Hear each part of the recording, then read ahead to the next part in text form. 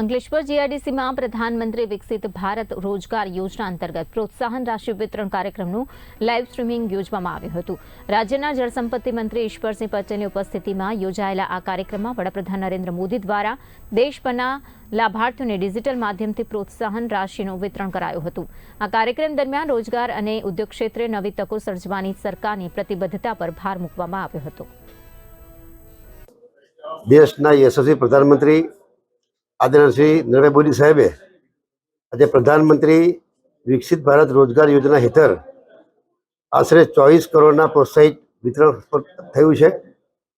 પ્રથમ વખત રોજગાર મેળવનારા કર્મચારીઓને 15,000 સુધીનું પ્રોત્સાહન પણ મળ્યું છે। સતત રોજગાર નિર્માણને પ્રોત્સાહિત કરવા માટે માલિકો પ્રત્યે વધારાના કર્મચારી દીઠ માસિક 3,000 રૂપિયાનું પ્રોત્સાહન પણ મળવાપાત્ર છે। PMVBRY યોજના રોજગાર નિર્માણ, રોજગારના ઔપચારિકરણ અને સામાજિક સુરક્ષા માટેના બનાવવામાં આવ્યું છે। આ પ્રોત્સાહનને દેશભરમાં 15 લાખ લાભાર્થીઓને રોજગારી સુવિધા પૂરી પાડી છે।